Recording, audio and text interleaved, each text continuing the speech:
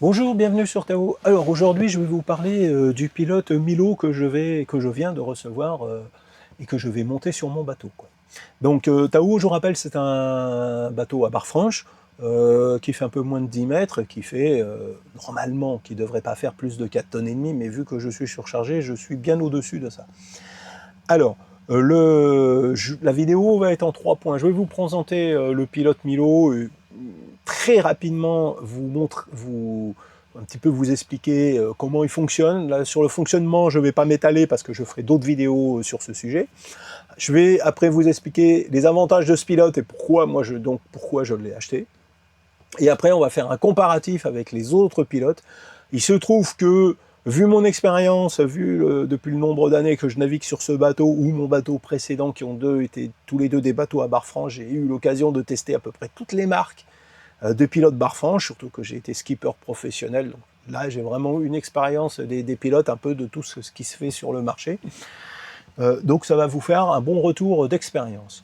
Alors, on commence la présentation du produit. Un pilote, comme je l'avais déjà expliqué dans toutes mes vidéos que j'ai faites où je parle du pilote de Sim d'Épargné, ça comprend essentiellement deux parties. Une partie qui est le cerveau, hein, il faut qu'il y ait quelque chose, une boîte électronique avec un programme qui va gérer le pilote, qui va donner les ordres, etc., qui va recevoir, canaliser les informations, les analyser et donner des ordres. Et de l'autre côté, la deuxième partie, eh ben, c'est un moteur qui va actionner la barre franche, dans mon cas une barre franche, et qui va faire que le bateau va revenir sur sa route. Voilà. Donc ça, c'est le cerveau, c'est la partie électronique. La seule chose notable à dire, c'est la qualité du compas. Donc Raymarine, Simrad, tout ça utilise encore des compas flux de glace. J'ai jamais réussi trop à prononcer le mot, je crois qu'on prononce flux de glace, flux de gâte. Et ces compas, c'est vraiment, c'est un peu, comment dire, c'est un peu la préhistoire des compas. Hein. C'est des compas qui existent depuis plus d'une trentaine d'années. Si quand ça a été créé, c'était à la pointe de la technologie, on peut pas dire que c'est le cas maintenant. Ça, c'est équipé d'un petit compas complètement électronique. C'est une petite pièce qui est carrée comme ça, vu les progrès maintenant qu'on a fait en miniaturisation. Et c'est capable d'analyser sur 9 axes. C'est capable d'analyser le roulis, le tangage, etc. et les variations de compas. C'est ce qui est déjà utilisé. Ce qui était utilisé, puisque Sim d'Épargné ne fabrique plus son pilote, mais ce qui était utilisé par Sim d'Épargné pour faire son pilote avec un Raspberry, mais ce qui est aussi utilisé par les gens qui veulent faire un pilote via OpenPlotter, qui est une suite sur un ordinateur. Un Raspberry, à nouveau, c'est toujours cette petite pièce électronique. Voilà. Donc là, déjà, on a quand même une vraie différence. Ce pilote est équipé d'un compas performant, ce qui est quand même la base. Comment voulez-vous qu'un pilote fonctionne bien si son compas a du retard, un manque de précision, quoi. Voilà. Après, la deuxième partie, c'est cette partie où il y a un moteur, un bouton on-off, un système d'enclenchement et une platine pour être fixée sur votre barre franche. Donc ça se fixe sous la barre franche. Ça fait un aller-retour dans le cockpit, ce cordage, et ça revient en passant devant. Je vais vous montrer après une petite vidéo. Le fonctionnement est assez simple. Quand vous voulez l'enclencher, eh ben vous bougez ce petit bouton, vous l'avez mis sur on. Le cordage, là, il est dans cette position-là. Au moment où vous allez mettre le cordage dans ces petites mâchoires qui sont ici, vous voyez, ça va bouger un petit bout de plastique et ça va donc donner l'information au pilote que le cordage est en place. Il va passer donc du mode stand-by au mode on, et à partir de là, il va garder le cap de votre bateau. Donc vous voyez, c'est très très très simple, quoi. Alors, assez rapidement, si vous souhaitez acheter ce pilote, c'est milooautopilote.com. Je vous mettrai le site. Voilà le site. Donc il y a tout, hein, présentation, utilisation, installation.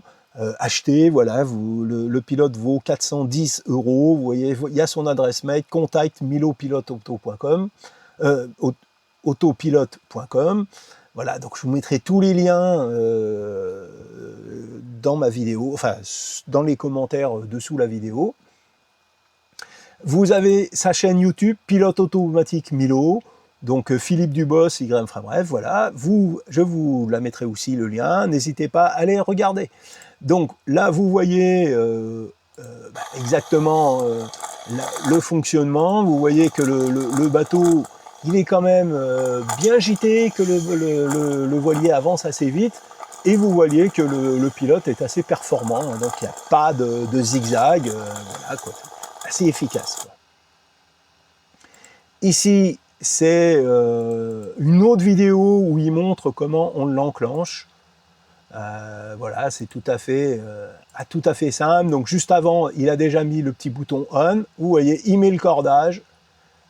Voilà, une fois le cordage bien enclenché dans la mâchoire, il est en mode fonctionnement, quoi. Voilà, donc on est vraiment sur quelque chose de très très simple, mais de toute façon, toutes ces vidéos, comme je vous l'ai dit, je vais les doubler avec les miennes, puisque je vais vous filmer, je vais filmer l'installation, etc. Vous aurez tout, quoi.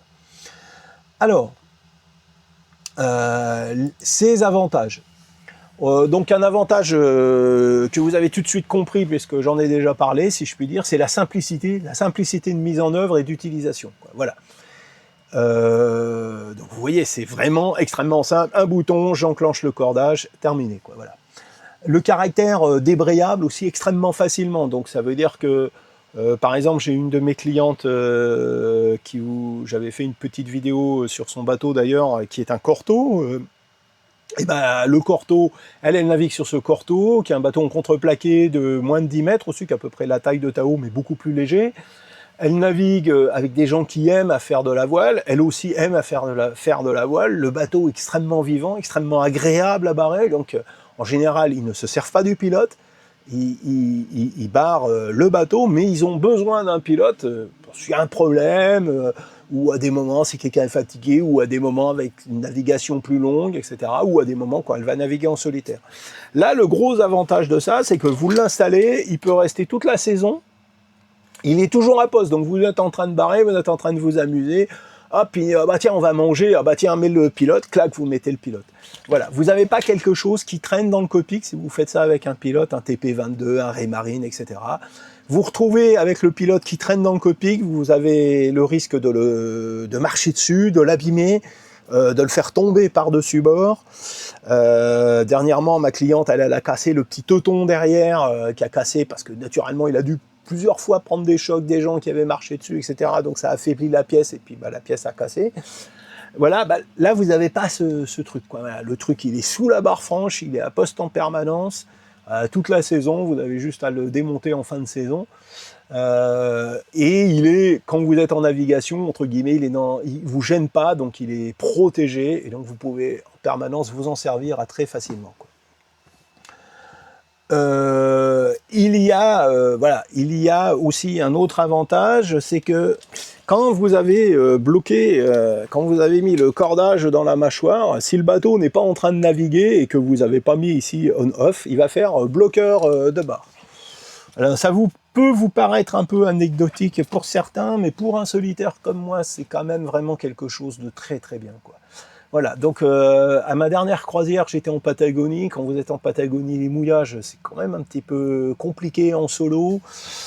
Vous êtes en train de gérer en permanence, par exemple, de dévider l'ancre. Vous tirez en même temps sur des cordages parce qu'on met des cordages à terre, etc. Donc c'est une manœuvre pas compliquée, mais en solo, ça vous oblige à faire plusieurs choses à la fois.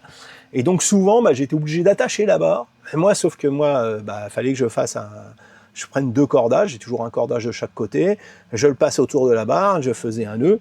Bah là, voilà, j'aurais beaucoup plus facile. Je pourrais hop, attacher, hop, détacher, hop, attacher, détacher, bouger un peu la barre, rattacher, etc. Voilà. Donc moi, ce côté bloqueur de barre, je trouve ça plutôt bien, quoi. Voilà. Donc voilà pourquoi, et puis naturellement le prix, 410 €, voilà pourquoi j'ai choisi ce pilote Milo. Alors maintenant, on va comparer assez rapidement avec les autres pilotes que vous trouvez sur le marché. Si vous voulez acheter un pilote parce que vous avez un bateau à barre franche, vous avez que 2 marques, hein, Simrad ou Raymarine. Le Milo, il se comparerait plutôt avec le Simrad TP22. Vous voyez, déplacement maximum 5 tonnes, donc c'est à peu près ça.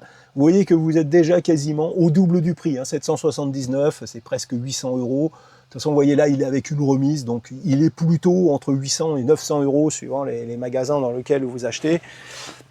En plus d'être cher, ces pilotes, bah, je les ai testés et bon, je les ai tous cramés, quoi, hein, voilà. Que ce soit la marque Raymarine, la marque Simrad, je les ai tous claqués.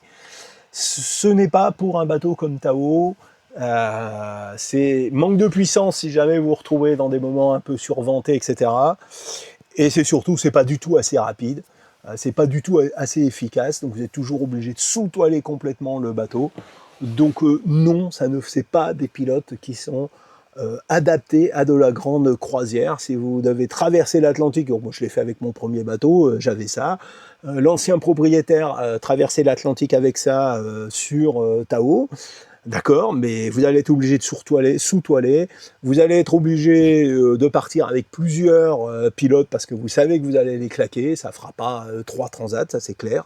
Alors après, quels sont les autres choix que vous avez? Eh ben, les autres choix, c'est de passer avec un vérin Raymarine comme ça, vous voyez là, qui vaut 967 €, 1000 €.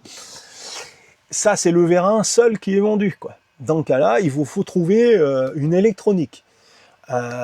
Donc moi, c'est ce que j'avais fait au cours de ma dernière croisière. J'avais acheté le pilote de Sim d'Épargné, donc c'était pas très cher, 200 €.